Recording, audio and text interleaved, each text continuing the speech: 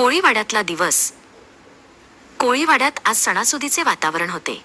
सागर सकाळी लवकर उठला आणि समुद्राकडे धावला. त्याच्या होड्या फुलांनी आणि रंगीबेरंगी पताकांनी सजल्या होत्या. थोड्याच वेळात त्याचे आजोबा समुद्रातून परत आले. त्यांच्या जाळ्यात भरपूर मासे होते. आजोबा, किती मोठे मासे! सागर आनंदाने ओरडला. घरी सागरची आई आणि इतर बायका जेवण बनवत होत्या. कोळंबीच्या कालवणाचा सुगंध सगळीकडे पसरला होता. आई, मला भूक लागली आहे, सागर म्हणाला. आई हसली आणि त्याला एक गरमागरम भाकरी दिली. थांब बाळा, आज खास सोलकढी आणि भरलेले पापलेट बनवले आहेत, ती म्हणाली. जेवणानंतर सगळी मुले वाळूत खेळायला जमली. त्यांनी लगोरीचा खेळ सुरू केला. सागरने एका दमात 7 दगड पाडले. त्यानंतर त्यांनी नारळाच्या शर्यती लावल्या. कोण जिंकणार यावर आरडाओरड सुरू होती. सागरचा मित्र रमेश जिंकला.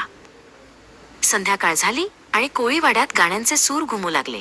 आजोबांनी त्यांचे पारंपरिक कोळी गीत सुरू केले. वल्हव रे नाखवा, हो वल्हव रे रामा, या गाण्यावर सगळेजण नाचू लागले. सागरही त्याच्या आईसोबत नाचू लागला.